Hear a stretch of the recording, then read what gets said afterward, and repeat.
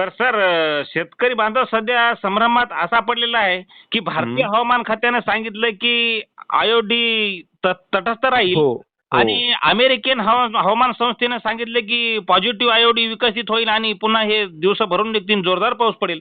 म्हणजे बरोबर. शेतकऱ्यांना अंदाज कोणाचाच पाहावा, म्हणजे नेमका काय अंदाज आहे आपल्याबद्दल याच्याबद्दल? हा, त्यामुळे तर आहे ना भ्रमनिराशा. त्यामुळेच होते की नेमकी 2 दिवस जर बघितलं की या पेपरला वगैरे मीडियाला येते की काहीतरी पोषक झालं की 2 दिवसाच्या नंतर वाटते की आणि नंतर ते विरंगुळा झाला. म्हणजे ऍक्च्युअली जी काही परिस्थिती आहे ती शेतकऱ्यांपर्यंत पोहोचत नाही. ही आपल्या भारताची आणि भारतीय शेतकऱ्यांची खरंच ही शोकांतिका आहे. भारत देश कृषीप्रधान देश आहे आणि कृषीप्रधान देशामध्ये शेतकऱ्याला हवामानाचा जे काही अंदाज आहे तो तंतोतंत मिनिमम काही 1-2 दिवसाचा मागं पुढं असताना असा तरी मिळायला पाहिजे.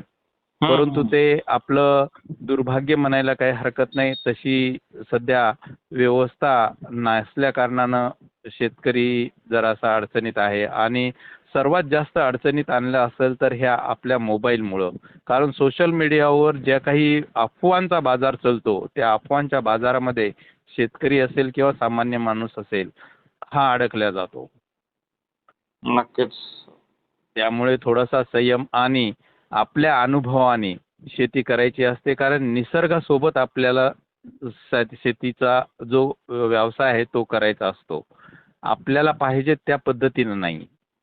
बरोबर. म्हणजे पिकं जे काही पेरलेले आहेत, शेतकऱ्यांचं जे काही पीक आहे त्या पिकाला ऑगस्ट महिन्यामध्ये चांगलं म्हणजे विहिरीला पाणी येण्यासारखं, बोरला पाणी येण्यासारखं, छोट्या मोठ्या तलावात पाणी येण्यासारखं असा पाऊस हा ऑगस्ट महिन्यामध्ये होईल.